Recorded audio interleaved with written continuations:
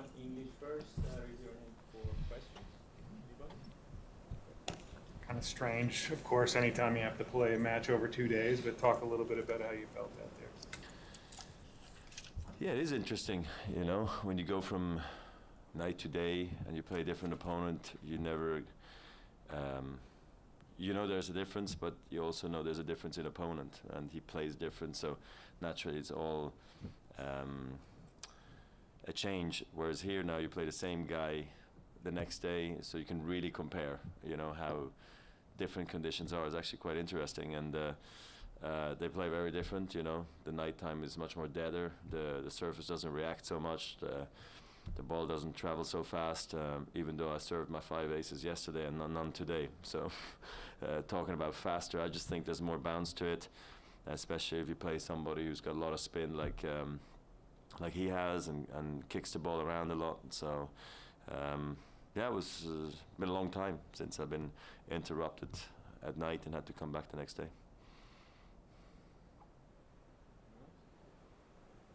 I guess right before you got on the court, Novak lost, and he was telling us how he felt like this was his first match ever on tour, that he didn't feel his rhythm at all. I guess you were away from the game for like 6 months, but you made it look easy when you came back. How do you explain that you and someone that experienced can feel like that in a situation? To me, it's not that surprising, you know. When you go away from the game for, I'd say, over a 2 months period, maybe, it starts feeling a little bit that way. You know, when you do come back, it's like, those break points, those juice points, those 30 all points, 15 30s.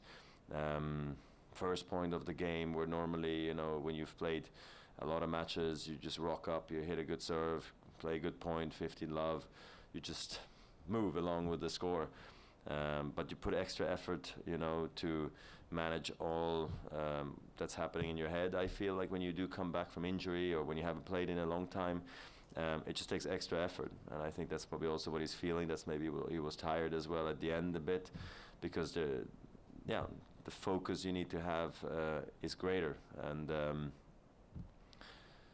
you know, I was lucky that when I did come back, I had the Hopman Cup, you know, where I played the three singles, the 3 doubles, but then it wasn't straightforward either against Meltzer and Rubin, I believe, at the Australian Open. But look, also, this is maybe a slower surface, so you had to work harder for it, so maybe you could argue it's actually not so bad for him as well, so he's got more margin. But I also thought Tara Daniel played very well, you know, made him work for it, and normally it's the way Novak wins it, so this time he just lost one like this. Look, still such early stages for Novak coming back, and it's the first one after surgery, so yeah, just he's only going to get better from here. He knows that, we all know that. So it's but it was nice to see him playing again. But I see where he's coming from. I think every player feels that way. It's just maybe strange for you guys to hear it from such a champion, you know, that he also feels that way. I was actually going to ask you, why would it have been different? Oh, sorry. Somebody else? Oh.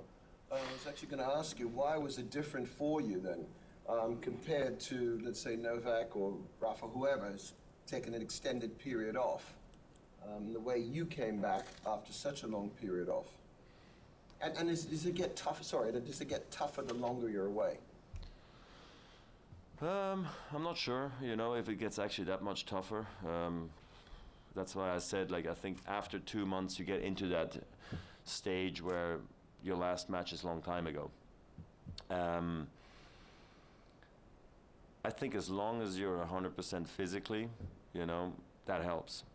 I'm not sure if Novak's 100% yet, you know, only he knows. So if you got still some rests there, that's gonna rock your boat as well a little bit, you know, to be honest. And then, you know, winning like what I did in Australia right away, first round, second round, third round, that helps too, you know. And then after 3 matches, all of a sudden, it's like, okay, I've never left this tour. I've always been around. So it doesn't take very much to get that feeling back. But in the beginning, it's very odd, you know, when you haven't played match plays, and you can try as hard as you want in practice to pretend like you're down match point every single point you play. It just doesn't feel the same.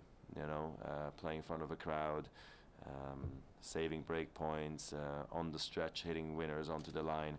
That comes over playing a good schedule with the right amount of practice, vacation, matches, everything. And that's why after injury or something like that, you just need a bit of time. And I think Novak needs that too. Even though I wouldn't be surprised if he would have won here or Miami or anything going forward, because he's too good of a player not to do something like that. Roger, I'd like to ask a question on Davis Cup.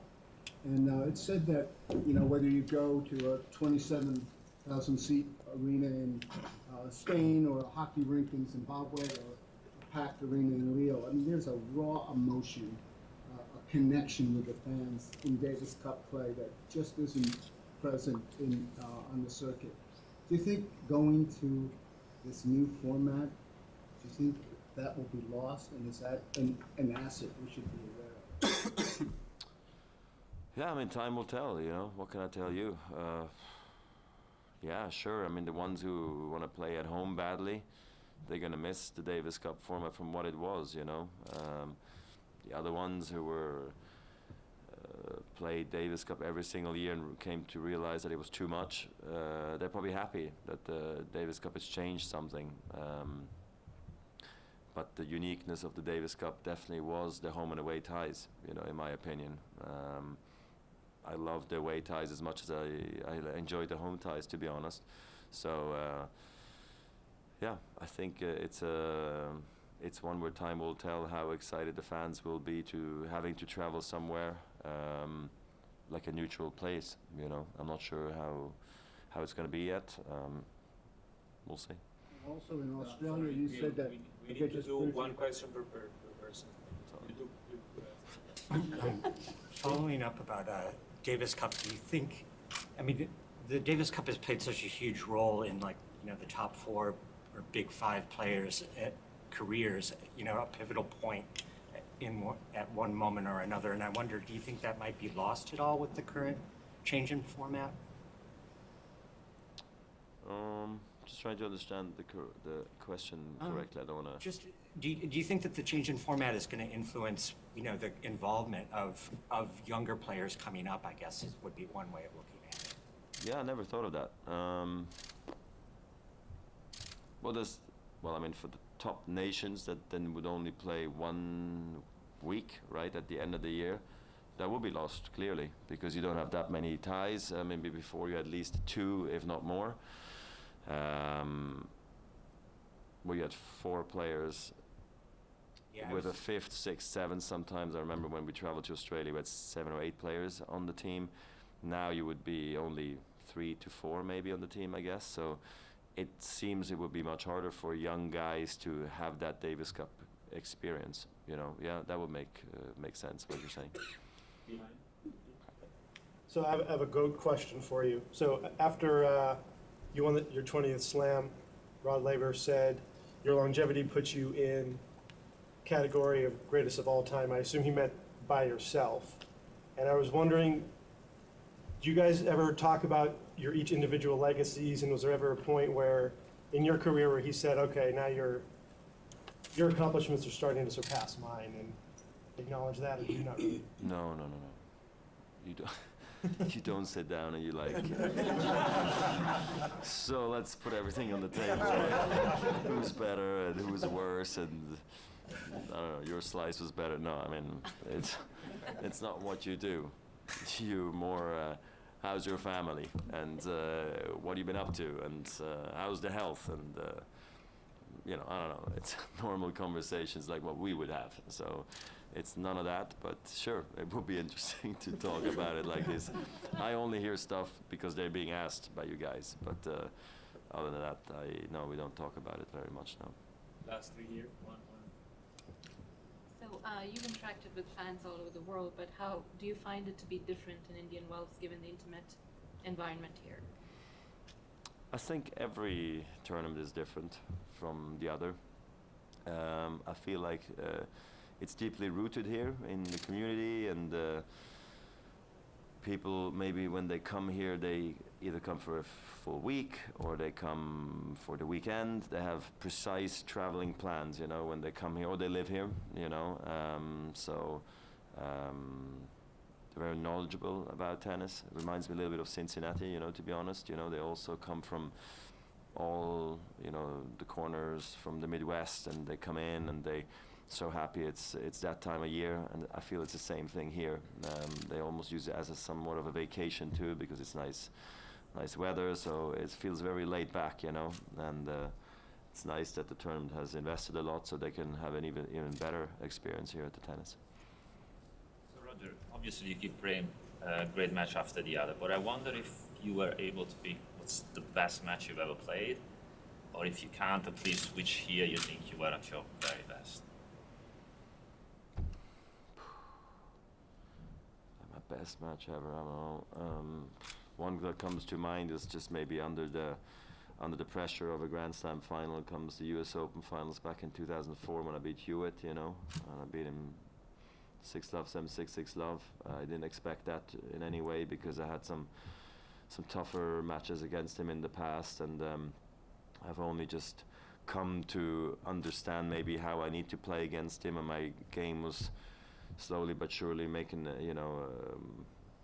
having a major impact, against him. So that for me was a major match at the time. I'm sure I've had many others I don't remember, but that one stands out for me right now. Last one. Roger, which is the stage of your process regarding the clay season? Have you started to really think about the scheduling or not at all? A little bit. I probably won't play in the very beginning, meaning Monaco. Also have a foundation trip I'm doing at that time, so I'm planning that a little bit. And the rest, I said I'll decide after Miami, to then decide what I will play, if I do play the clay court after that. Thank you. Swiss Press will meet in about 7 years. Thank you, guys. Thanks.